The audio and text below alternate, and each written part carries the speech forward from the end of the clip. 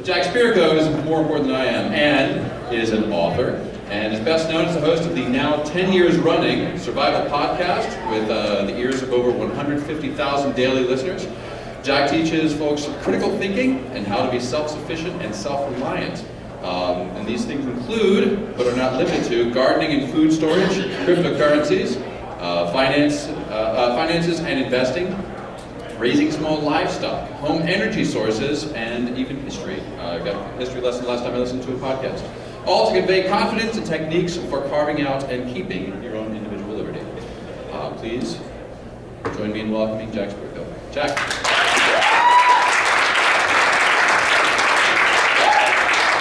That was pretty cool. Yeah. All right, guys, some of you saw my intro. I've got a little tiny bit of overlap with it here for the folks that weren't here this morning, but we'll try not to do the same material at all. But I do want to kind of remind you why I chose this subject. You know, I came up here, I gave the open tonight speech, and it was like a big, raw, let's get something done, and liberty and freedom. I know you get plenty of that from plenty of other people. I know people bring up legislative issues and things like that. These are all important things. It's a big part of why we're here. But in the end, you're going to go home, and the majority of your time in your daily life, you're not going to spend it working on legislation unless you're a legislator or a lobbyist. And I've always believed that the place to start with every single thing that's important to you in your life is right in your personal life. And nothing gets more down to what's critical for an individual than the food that they eat. And the reality is the average American eats food that's not really the best quality, generally drenched in some sort of pesticides or herbicides. And a lot of people do want to grow their own food, and some of the reasons people don't is it's expensive, it's complicated, it takes a lot of time, it takes a lot of hard work. And since I don't have enough time, my whole garden turns into a weed bed, etc. Many of you probably have felt that way. I don't have enough space, I don't have enough sun exposure, I have to wait till I get more space, and I thought, you know, all the work that we've done in the last 2 years of aquaponics, we've really refined it down to a system that anybody can do with products you can buy off the shelf from your local stores. And so if I could come in here and teach you how to take 64 square feet and produce highly nutritious salads for your family every night of the year, if that's what you want to do, and produce yourself, 50 to 100 fish a year for your table, and teach you how to recycle your groceries, and maybe not actually even teach you all that, because guys, that's a tall order to do in the 50 minutes they gave me, and they want me to leave time for Q&A. At least give you the understanding of what's possible, the basics of how it works, and the building blocks, so that you can go home and start your journey. So that's why I chose this, because I believe that we all have to eat. When I first started doing my podcast, I started talking a lot about different foods and food storage methods and stuff. I had one dude that became one of my consistent hecklers, and he was like, "What are you gonna do? Teach me how to bake a pie next?" Like, maybe, I don't really bake, but your point is valid, because he was wanting more stuff on guns and setting up a bunker and stuff like that. I'm like, dude, how many gunfights have you been in your life? Right? But how many times a day do you need to eat in general to live a good, healthy life? It's about 3 times a day. So we have to eat. And the reason aquaponics makes so much sense is because when you're trying to grow food, we think of big fields and plants being spaced out. And there's a couple reasons that we space our plants out and take up so much space. But primarily, what we're looking for is to make sure they get enough light and air, which we can get a lot closer than we do in those fields. And the other is to make sure that each plant gets enough nutrient. So if every single person in this room, if all we had was the food sitting in the corner of that table right there to feed you guys with, you'd be awful hungry by the end of the night. And somebody's going to go without. Somebody, if that's what you get every day, is just the corner of that table to feed all these people, you're going to have problems. So we can't bunch you up into that little corner spot there and make it work for all of you. But with aquaponics, since we're taking the nutrient from a larger aquatic system and we're bringing it right to the plants, we can get this incredible density. And there's also some freakish behavior in plants and the rapidity of their growth and the velocity of their growth that makes us able to produce plants and then harvest them multiple times. And that's why we can take something like somewhere between an 8x8 to an 8x10 square foot, 8x10 area, and we can produce so much food with it. And my goal today is to teach you as much as I can about the starting place to do that. What I wanted to start out with is, what are the big advantages of aquaponics? Number one, They are naturally highly automated. You cannot build an aquaponics system with no automation in it unless you want to stand out there and fill up the bucket and drain it out by hand, right? The entire nature of the system is automation because it runs on a pump and it runs on certain systems that control what happens. And since all of that stuff's done with electricity, we can add a simple timer that you get at Home Depot for $9. And we can program, that's a complicated sounding word, but we can program the times of operation. So that makes it really simple. They're very low maintenance. Like people say, it looks like a lot of maintenance to balance everything out. I think the guys who were here earlier, I told you in the Q&A, my solution to balancing the system is I kill a bunch of fish until they stop dying. And then I know I'm balanced, right? You just get cheap, more free fish to do that with. But you talk about maintenance, how about a garden? Who here gardens? Do you like pulling weeds? Is it fun? Right? And it's all right if you can stay up on it, but 1 or 2 weeks of not getting to do it, and now you have something that's high maintenance. Anybody like digging their garden every year? Right? How about bending over? The older you get, the less you want to bend over. Gardens are high maintenance. Aquaponics are low maintenance. They require a low energy input. Some of what I'm going to show you today is indoors, and it also uses heat from the water. That's not low energy input, but I'm doing that as an educational tool. When you talk about running, a 64 square foot to 80 square foot system, you can run on a pump that draws less than 50 watts. And that's your only energy input. They are designed to be planted at high density, and they have what I call incredible growth rates. I think you'll see some of that, so I'll let that speak for itself when you see it. They do grow some protein. And I kind of alluded to this earlier too. It is so important that you're able to produce some of your protein because that's where you get your calories from.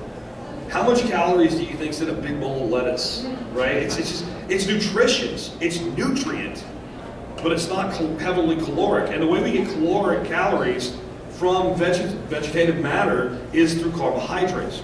Potatoes, corn, grain, and these things we can grow some of them at the home grower level, but they don't really scale very well. If you have a 4x8 garden and you decide to plant corn in it, how much corn can you get? And then you don't really get to grow much of anything else. You can put some beans on them and some squash at the bottom, but you see what I mean? If you want to get enough calories to actually impact your diet, you kind of have to go into a protein yield. And then water is life. Water is the most important thing. You cannot have too much water on your property. Every time I think about putting in a new aquatic system, I talked to my buddy David over there, and I said, "Dude, you think you can't have too much water, right? I got a pool, I got a pond, I got another pond, I got an aquaponic system. That water that's in that aquaponic system, if you put it through something like a Berkey, you can probably drink it. If you need to make it drinkable, you can." And I just don't believe that we have enough reverence for water. And not only is that water there, it's also, these systems are very water miserly, right? They take water and they use it over and over and over and over again. You're not out there dumping water into the ground and half of it evaporates on you. Next, they can be adapted to any environment, climate, lifestyle, diet, etc. In other words, you can grow just about anything you can think of in an aquaponic system, and for one method or another, you can adapt it to any climate. We can build very highly insulated greenhouses even in your climate, and we can run one year round. You're not going to run it just open in the outdoors year round. Or we can put a small system in, like the guy asked about earlier, using fish tanks in an apartment building. That you're going to have to put lights in and what have you, but it's still worth doing because you have that food on demand. Now, there's a lot of different ways to grow food with aquaponics. There's things at the bottom there, like I said, grow towers. Some of you may have seen the things that have a big tower and have strawberries going down them. There's systems called Dutch buckets, etc. But I believe that you start out with the core and the things that if you know how to do them, you can build a system anywhere. And those are ebb and flow beds or flood and drain beds. These are beds that have a type of media in them, usually lava rock or marbles or clay marbles or shale, and they fill up with water relatively slowly and they dump out very quickly. And what that does is it provides a lot of oxygen in that system. It acts as a filter, it delivers the nutrients, but the big thing that it does is those roots get that air. Every cycle they get more air, and that way they don't become stagnant, they don't choke off, and they don't become anaerobic. And that's why we want to do that instead of having just water flowing through there on a constant rate, that up and down. And we get a really great filtration from our system with it. Then there's rafting beds. If you've ever seen any videos of large-scale operations, Most of what commercial growers do is rafting beds because they grow lettuce. Because from the time they put that start in there until the time they harvest it is like 20 days. And it's a high dollar crop. If you look at the price per pound of lettuce, it's higher than beef, right? So there's a reason they grow that quick grow, quick turn crop, and it's easy to do, and it doesn't need as much nutrient as a lot of other plants to do well. And that's why they tend to do that. But there's some real good reasons to have them in your own systems. I'll get to that in a minute. And then there's wicking beds.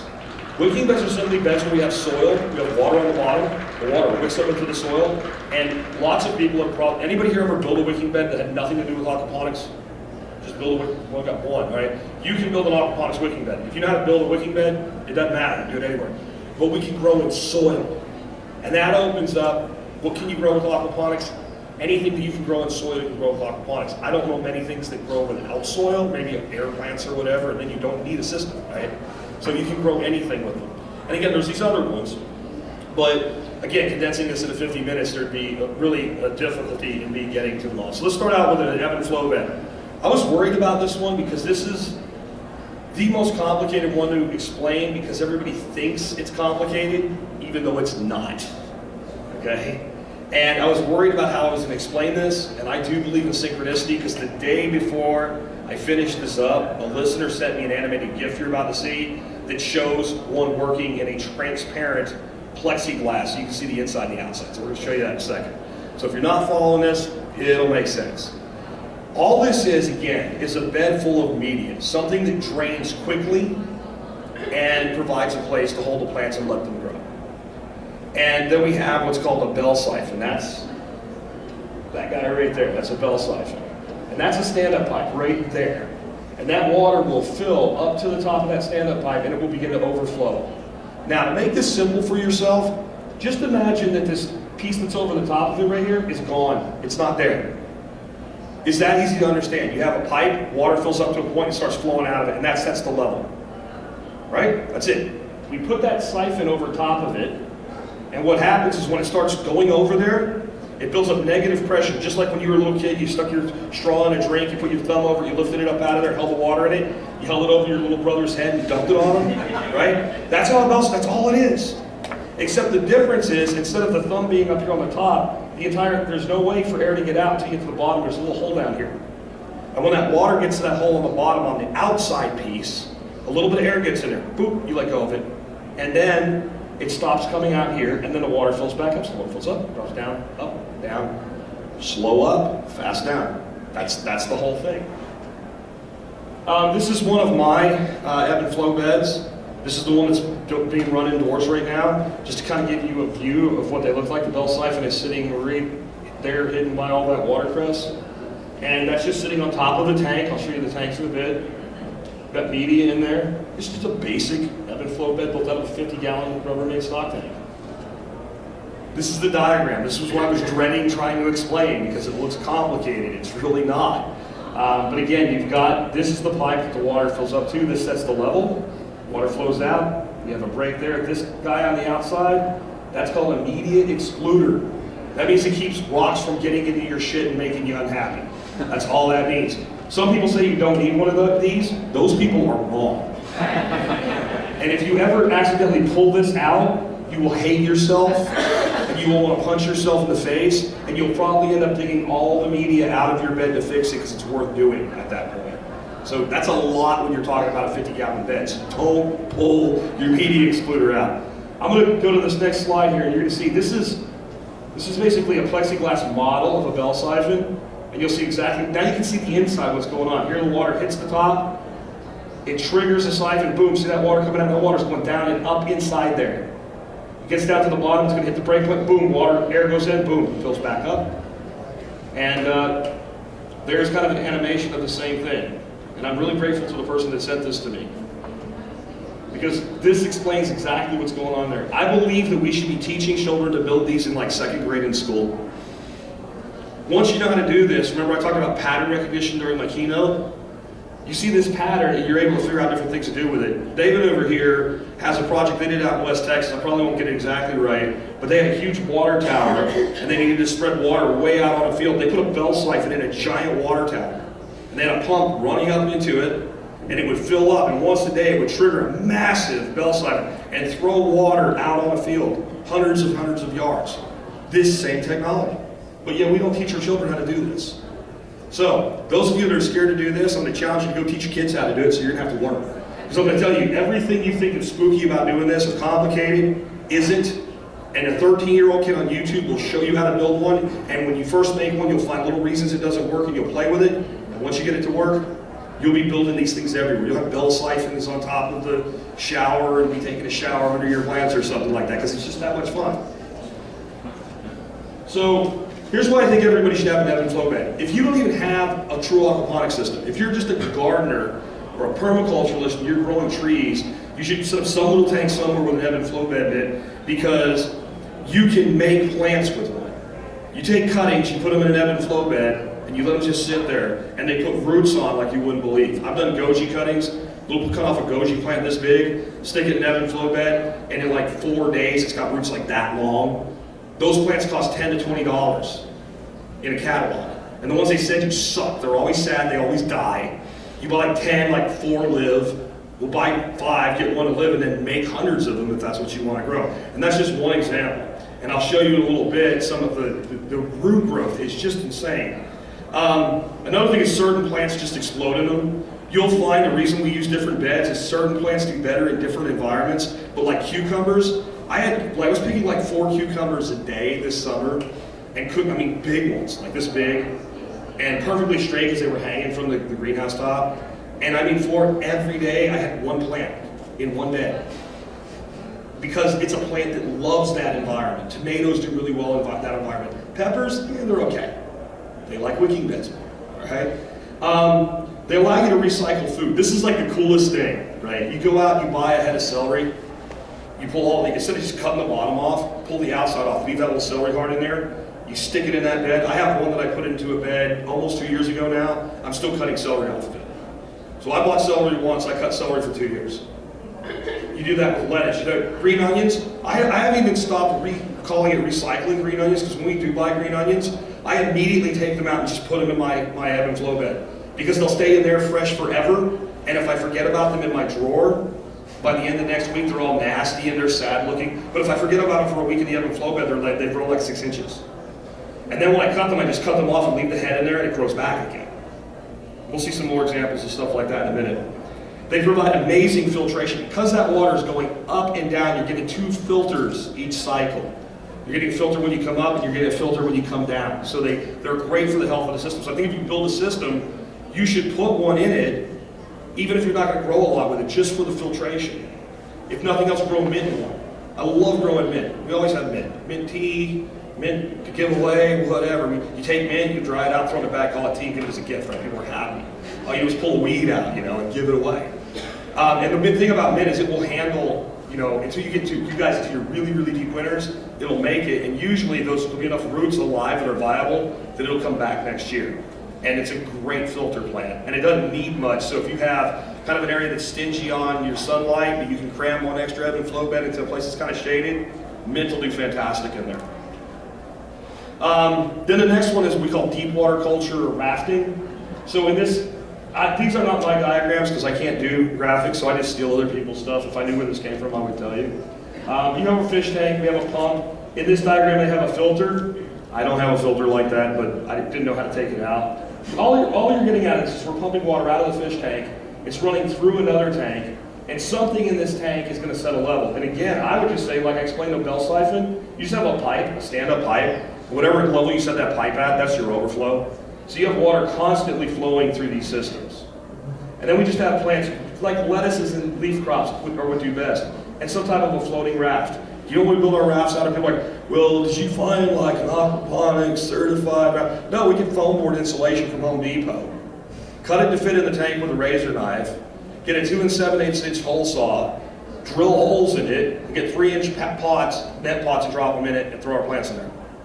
Simple, easy, off the shelf, no kits.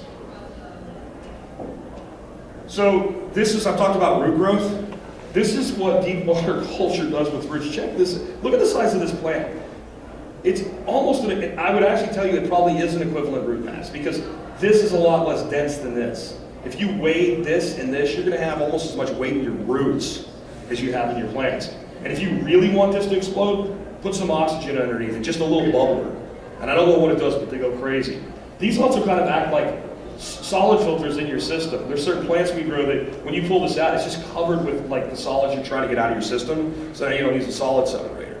The plant we do that with is a plant called water lettuce. It's not approved by many governmental agencies. And, you know, as an anarchist, I don't really care as long as I'm not going to prison for it. So we grow it anyway. It's not really good for eating, though David being the guy he is, he likes to trick people into eating it because it won't hurt you, but it's not a good thing. But we grow that plant, and what we'll do is it grows so fast in the summer that you have like the bed half covered with it. We don't even put them on a raft when we do that. We just stick them in the water. And by the end of that week, the whole thing's covered. So you pull half of it off, throw it into a compost, and then the next week it'll be grown back again. You keep doing that. And every time you do that, you're pulling solids out with the roots. And it makes incredible compost. Or I think you were throwing it on your plants, just right at the roots, and it was watering the plants for a week, because as it sat there and dried out, it just soaked in because they hold so much water.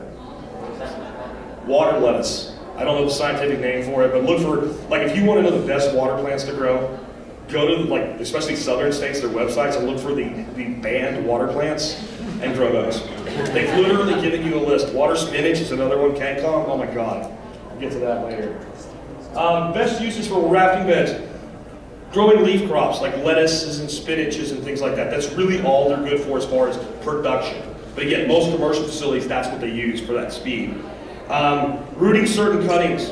Ebb and flow beds are really good at rooting, but like watercress and sweet potato slips, you take that same bed or raft that we talked about making, take a half-inch drill bit, drill some holes in it, in between your net pots, take your sweet potato slips and throw them in there, and like 3 days they have roots on them like you wouldn't believe.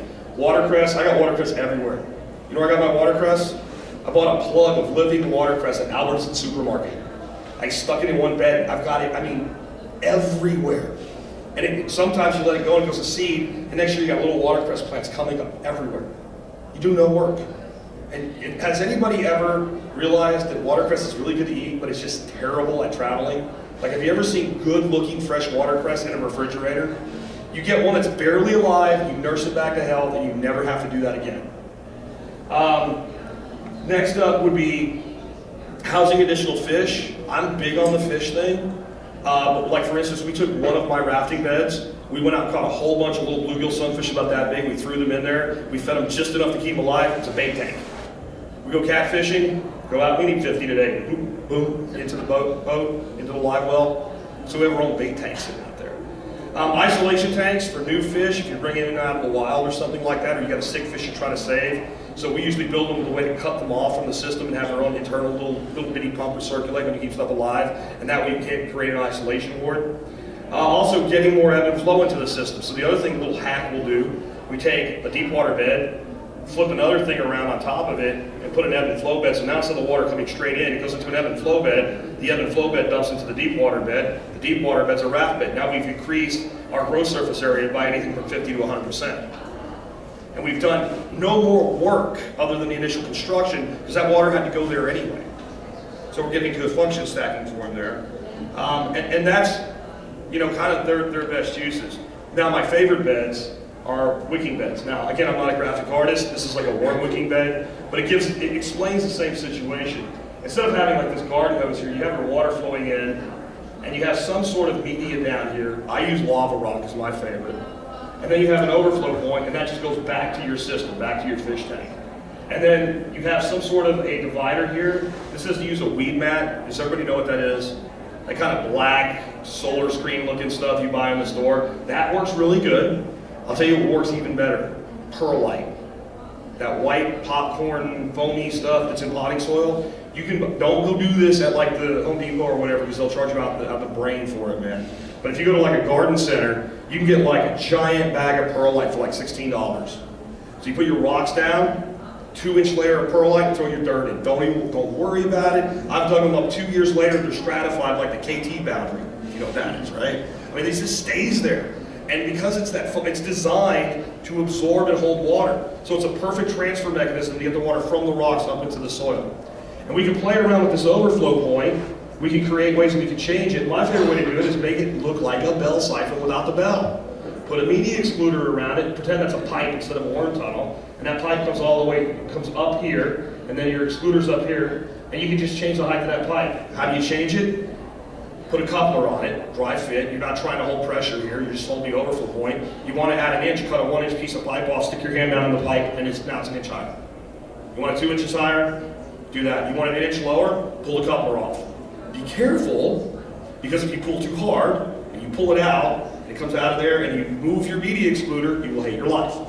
So one of my favorite little tools, little pair of vice grips, about that big, the ones that have the needle nose points on them, because you can reach down in there and grab onto stuff and hold your media excluder. That is a tool I should have put in the presentation, I just didn't think about it. Okay, advantages of wicking beds. Again, you can grow anything, I mean anything at all that you can grow in soil, you can grow in a wicking bed. Flow-through versions make excellent system filters. You're always worried about how do I keep my fish alive, how do I keep my water healthy, even if I'm doing fishless aquaponics, which we can do. Well, when you're moving that water through that media bed, if you have 12 of those in the system, let's say, that's an awful lot of filtration. They almost can't fail. They're the most forgiving, because let's say your pump shuts down and you have a wicking bed and it's a 100-gallon tub, you got water that deep in the bottom of it, how long can that go before it's going to be dry and out of water? A week? 2 weeks? For you guys, probably 3. It'll rain, right? It might not rain for me for 3 weeks, but in my climate, at least 10 days. So if something goes wrong with your system while you're away, wicking beds are the most forgiving. And if you build them right, there's something in every system has what's called a system level. And that means even if I'm not delivering water, there's only so much that can return before it backs up. And if you build them right, that system level will remain constant. So even when one has failed, it still has a bit of water in it at all times until the whole system runs dry. Now, if you have a 300-gallon or 600-gallon fish tank system, that's a long time. So they're incredibly resilient. They also buffer pH.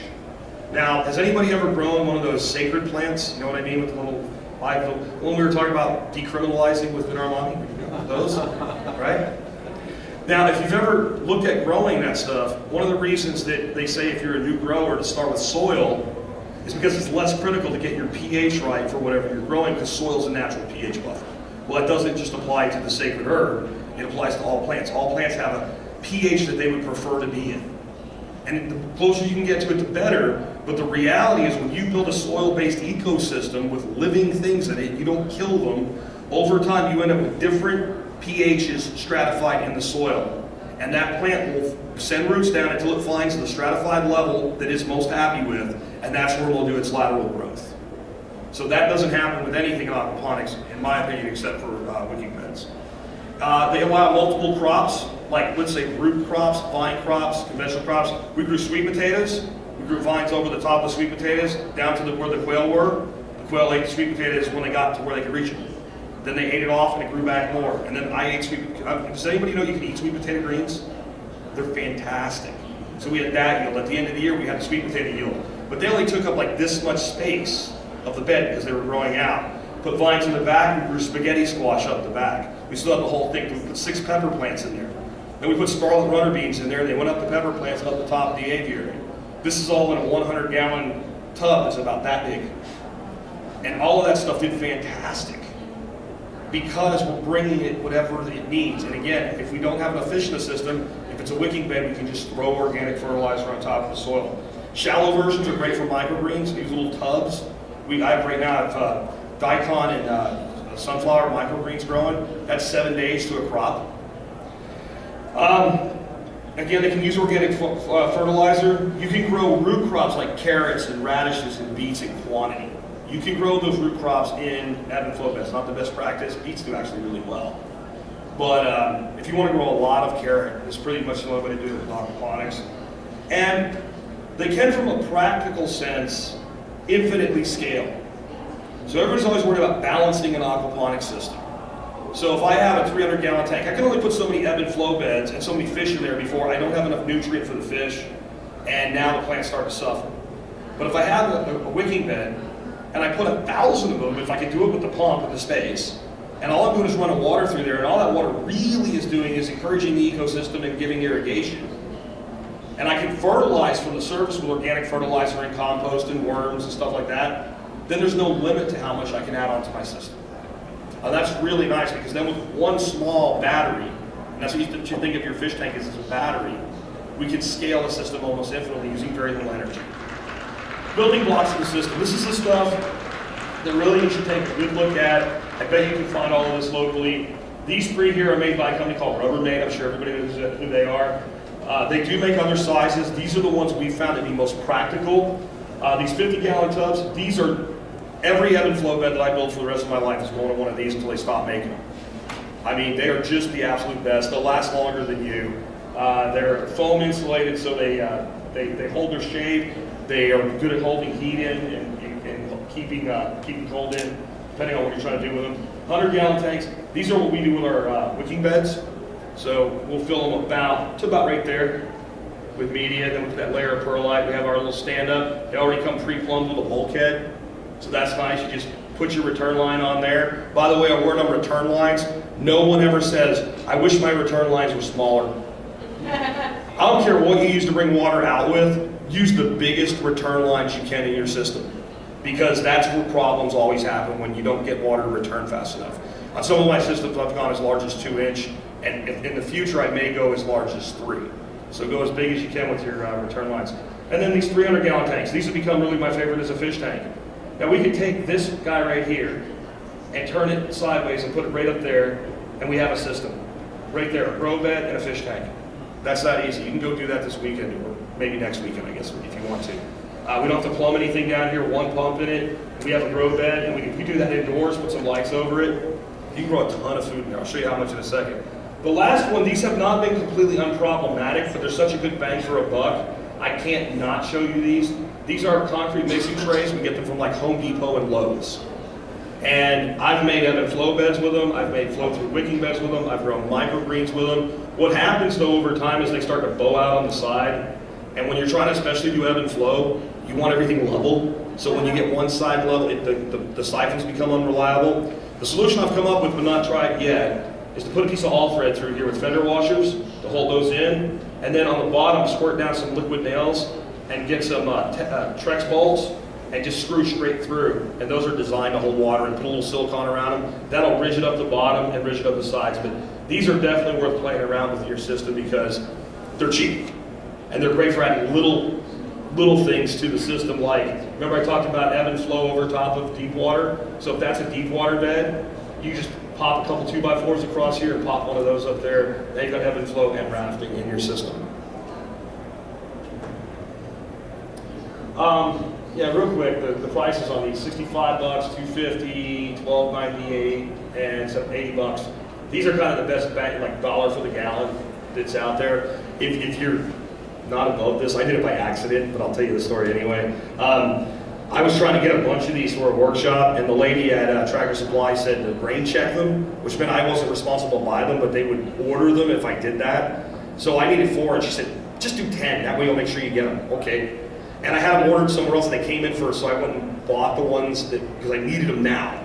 And then they called me like a week later and said, they're here, and I said, I don't need them anymore. And then they put them on clearance in the fall, and since they had so many, their store was like $10 a unit less than all the other ones that had them on, so I went down and bought them all. So I ended up getting them for like, if they're $80, yeah, I got them for like $60 by doing it. It wasn't my plan, but I'm just telling you that does happen with Tractor Supply. Bulkheads, I use a brand called Banjo, 6 to 12 bucks. The bigger they are, the more they cost.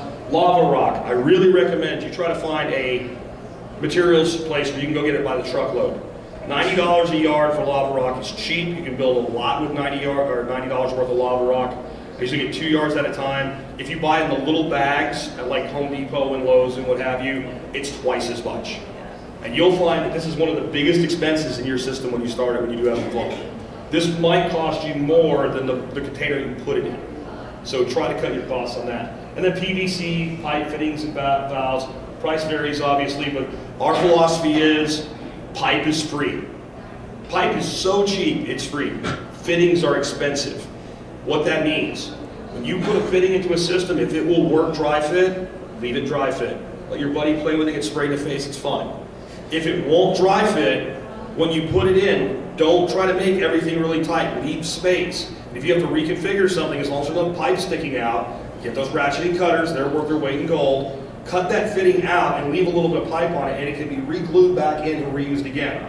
Because this adds up. You say, well, this is 50 cents, and this is $3, and when you start building a system, this is where all your money goes on the pipe side. A couple little hacks we've come up with. This is called expanded shale.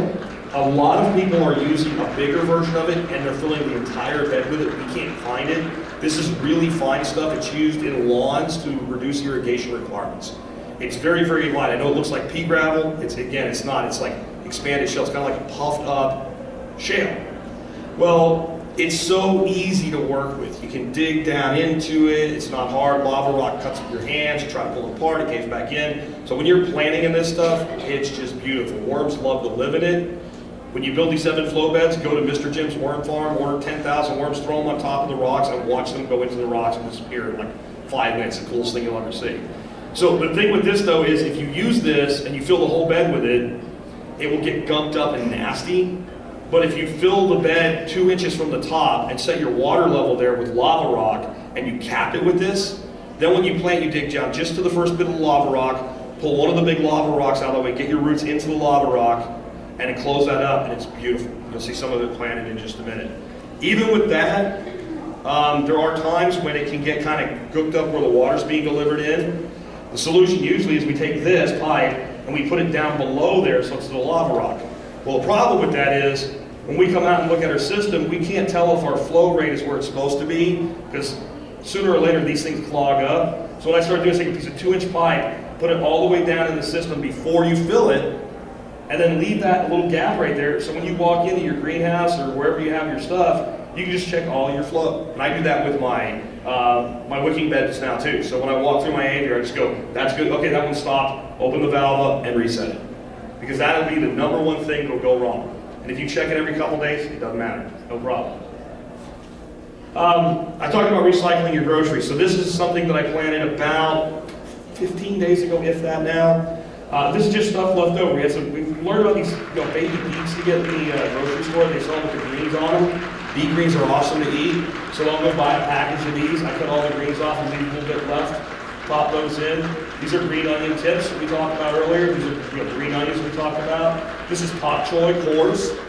We like pak choy, good stuff, right? So this is just some pak choy. We pulled out at least, left a little bit of core, left the base. Romaine heart that was left over, some butter lettuce. This is one of those hydroponically grown butter lettuces. We make tacos out of the leaves to steak paleo, and just left a little bit of the core, a couple celery hearts, a couple garlic cloves. Not much stuff. Planted it looked like that. So those 2 pictures were taken 5 minutes. It takes 5 minutes to do that. It's really easy. This is about 7 days later. That's the growth on it already. And it may not look that impressive, but if we start zooming in on some things, this is a garlic clove. This garlic clove, I actually pulled that out, took that picture in 3 days. That's the kind of roots that you get on these systems.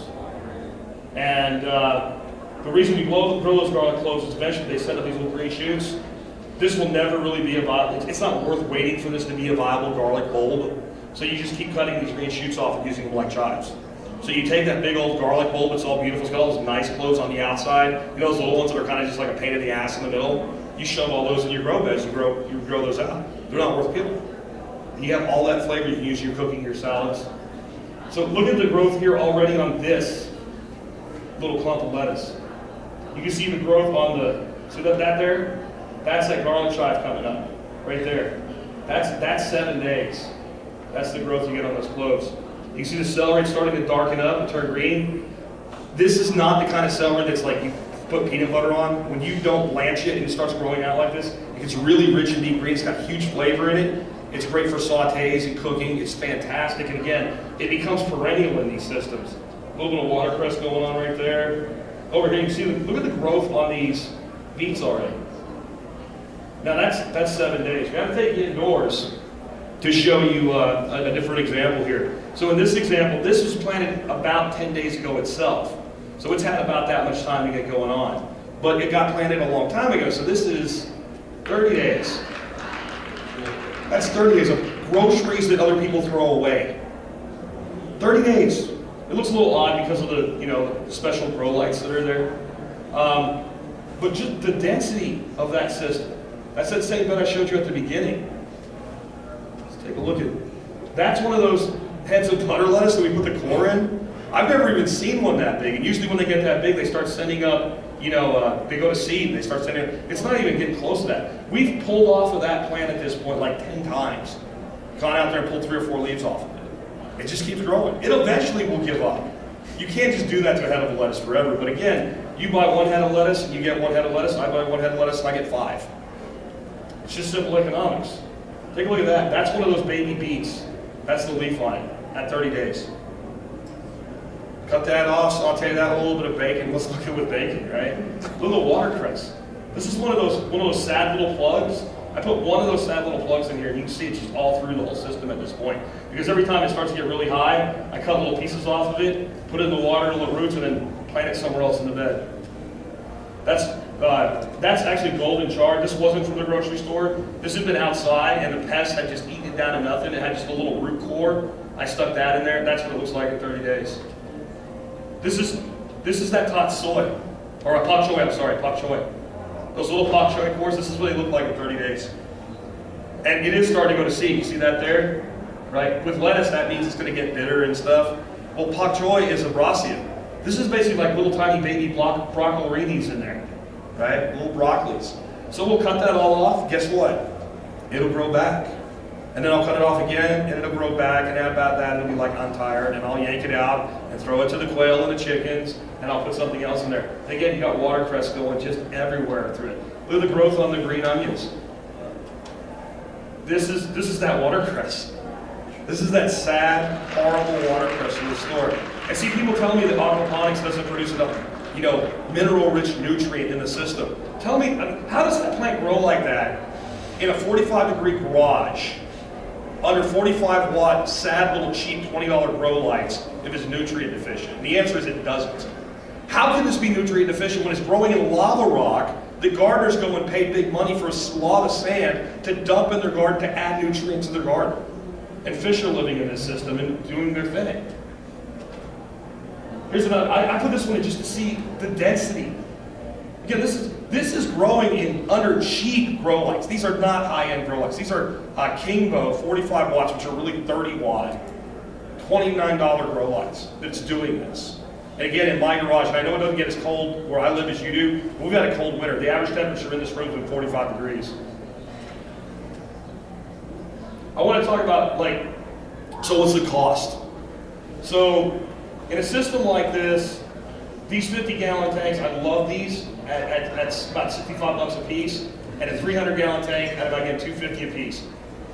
This would be a great layout to do basically a 10 by 10 system outdoors with a pergola overhead.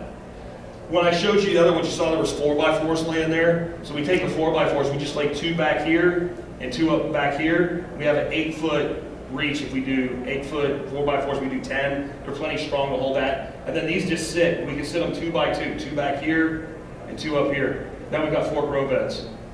The cost of that system, tanks, media, pipes, pump, lumber, everything. And I even included in the lumber price, some runners. And I did that in cedar, because if you do a pergola and you do pressure treated wood, you will hate yourself. You will hate your life, because in 1 year it will be warped all out. You can build the uprights and cap it if you want it to look like that. But I did pressure treated and cedar for the top, about 200 bucks. So $969, and you got 4 beds. All those pictures I just showed you were 1. How much food are you going to eat? How much vegetables are you going to eat? How much space do you think you need? Okay. So we can do that for $969. Now here's the best thing. This system is modular and infinitely expandable. I can make that as big as I want. I have my 8 grow beds on there. Well, as long as my pump's big enough, maybe I build a little rack system over here, put a couple of the 100-gallon ones flipped around, we can have wicking beds. Or we can just add more and more of these. I can do 2 of these as Ebb Flow and 2 of these as wicking, just sitting up there.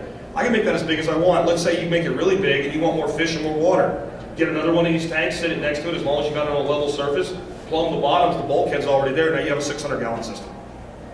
So you can start out with this, and if you want to go bigger, you can. So if you don't want to spend that much money, do this. Take that 50-gallon tank, flip it around, set it up on top of it. You don't even need any wood. This tank will hold this tank. There's no problem. They're very strong. Tanks, 145 bucks. Media, 45 bucks. Pipes and fittings, $20. Pump, 50 bucks. We don't need a big pump for that system. 50 is probably overkill, but go overkill with your pump. 260 bucks. You've got a system running this week. It's that simple. Throw some lights over it if you want it indoors. And it's modular and infinitely expandable. We can expand that out. This 100-gallon tank right here will run 4 of those beds with fish in it. It's enough. You almost can't outgrow a 100-gallon tank, really. The only reason you do it is because you want more fish in your system. So, I left a slide out, so I'll real quick go through it. Your fish selection. People always ask about this. You guys can go trout. Problem with trout, they grow slow and they need cold. You guys have plenty of cold. Right? But they're finicky. They're kind of easy to kill and they have a slow growth. Bluegill, sunfish, pumpkin seeds, whatever, sunnies, brim, perch, whatever you want to call them. My favorite fish. They're free, they grow fast enough, they taste good, you don't care if they die because you just go get more. Right? They're the best food fish. Tilapia. Tilapia that people are like, I don't like tilapia. Well, stop buying Chinese tilapia in the supermarket. When you grow tilapia in your own system, it's a totally different fish. 7 months to harvest size. Don't fillet them, it's too much work. Slit them, gut them, leave the skin on, scale them. You can scale them with a spoon. They're the easiest fish to scale I've ever scaled. Cut a couple slits in them, fry them in oil, fantastic. Problem with those is they cannot get cold. Your first winters will go 55-degree water or below. They start to slow down. By about 48, 49 degrees, they're dead. Now, the good news is if you want to harvest them, you just wait till they get really slow from being cold, and then you net them. If you want to overwinter some of them, you put an indoor system for them. When you net them and they're cold, this one's big enough, I'm going to harvest it, this one goes over winter. So that's great. And they're not as easy to breed in captivity as people say. So that's the other issue there. Goldfish, cheap, and if you get nice pretty ones, go get the feeder goldfish for 14 cents. And tell the little girl, she's going to be mad, you want 100 of them. And I don't want any solid gold ones. I want the ones with colors. Don't care which ones, I just want them with colors. And you'll get a few that'll grow like this big, and they'll have all these colors on them. And you put them on the internet for sale on Craigslist as an Asian heirloom carp, and some yuppie will pay you 50 bucks for one. Now you might sell 2 of those a year, but you just paid for all your fish food. Koi, difference in koi is you might be able to sell a well-grown out koi for about $300. So if you cherry pick butterfly koi, you sell 1 koi a year once they get going, then you go buy $300 worth of properly farmed fish. So don't always think that the fish has to be the direct protein yield. It can be a monetary yield. Anyway, those are my resources and contact information. We do have the drives. The drives, a lot of this stuff, it's like, how do I actually build a Bell Siphon? What does it look like? How do I assemble it? What are the parts? I have PDFs in there that show you how to do that. A lot of other great stuff. And again, they're 25 bucks, and it has a $25 off discount on my discount program, so it pays for itself in that. So anyway, I'll take questions now.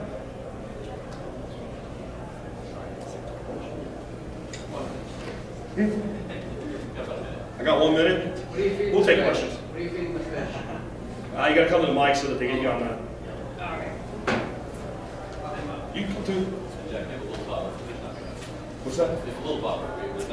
Yeah. Okay. And I just wanted to know about the care of the fish. What are you feeding them? What am I feeding the fish? So, I feed my fish plain old floating fish food from the fish store. I don't even care what brand it is. I would prefer an organic feed, but it's almost impossible to find. I also, any of my fish that eat vegetation, I grow plants again like water lettuce and water spinach and things like that. I'll feed it to them. I feed them duckweed.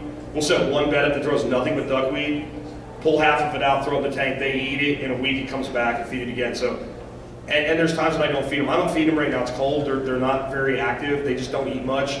In the winter when the fish won't eat, throw some like just chicken feed or whatever up in your Ebb Flow beds, the worms will come up and eat that. So when you can't feed the fish, feed the worms. I first started thinking about this when you brought it up last year on the podcast, and I'm not a big fan of fish. Do you have any other options? I looked into it and I was thinking like freshwater prawns. Yeah.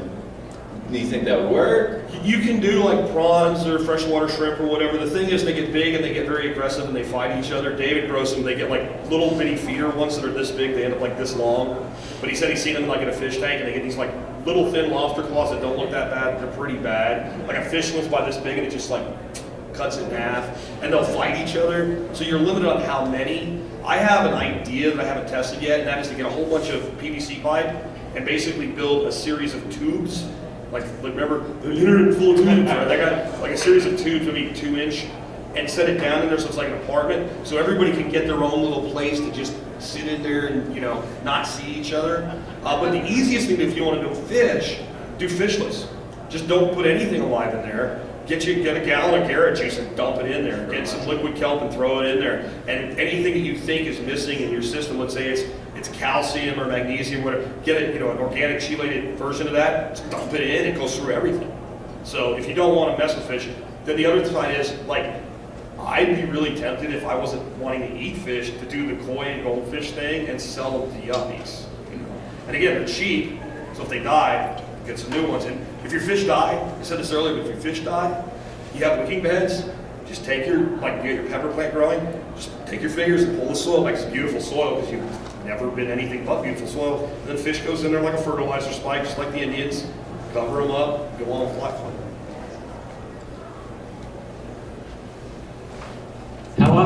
How often do you have to let the water recycle through the system, like in a given day? How many water changes are you going through? Okay. Do you mean when the initial setup or in general running? General running. General running. So I'm going to start actually putting a timer on my pump and not run. Right now I run my pumps 24 hours a day. To save electricity, I'm probably going to shut them off for about, and our summers are brutal, probably about 4 hours at night in the summer. During the spring and the fall, I'm probably going to start running my pumps about 12 hours a day.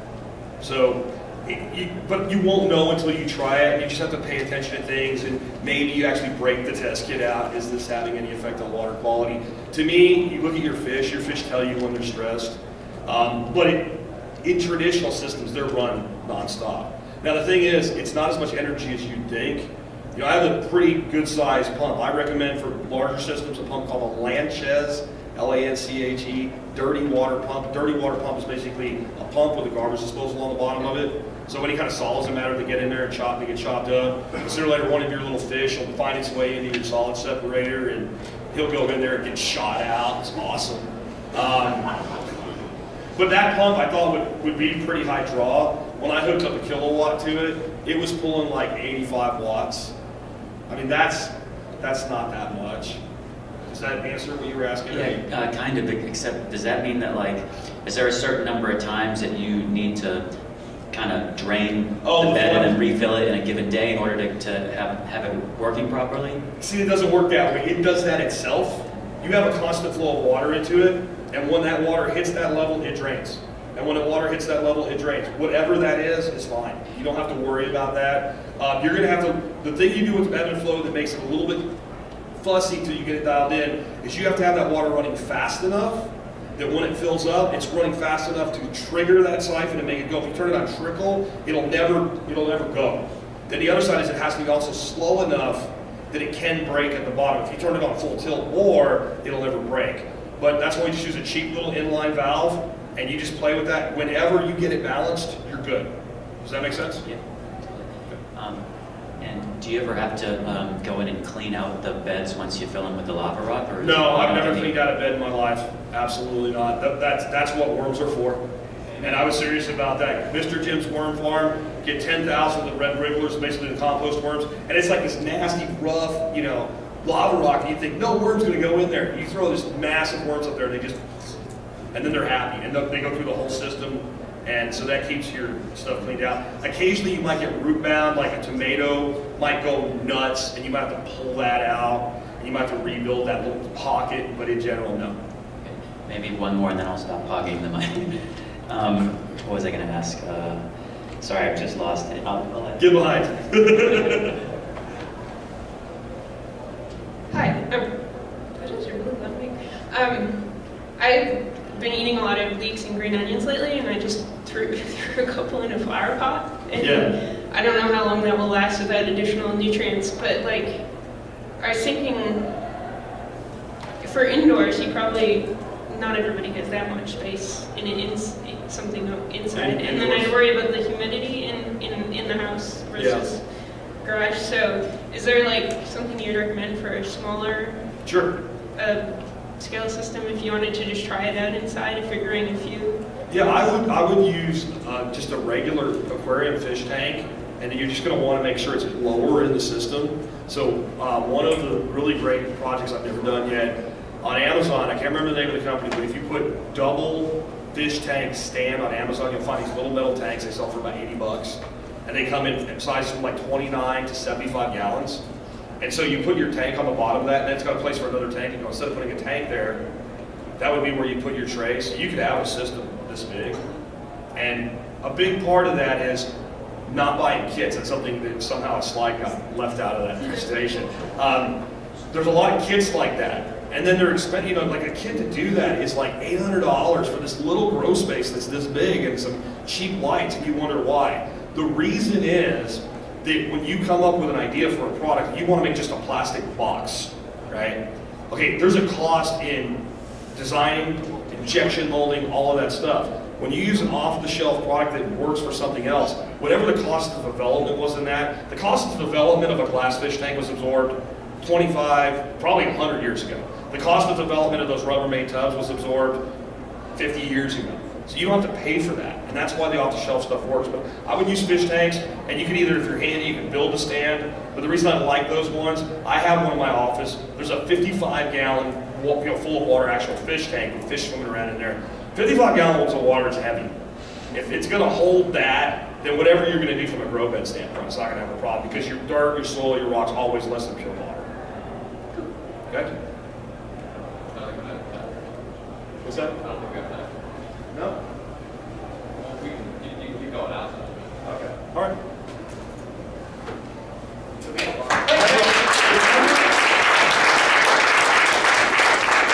Remember, they renamed the bar JD's Tavern for Jack and David. We'll be in the bar tonight hanging out, drinking copious amounts of alcohol. I'll be happy to talk to you about aquaponics or anything else. Guys, I am here for you. That's why I'm here. I'm not a speaker that's going to come here, show up, talk for an hour, and leave. I will be here today and tomorrow and hanging out. And I would just say that if you want a coherent answer, ask me before 10:30.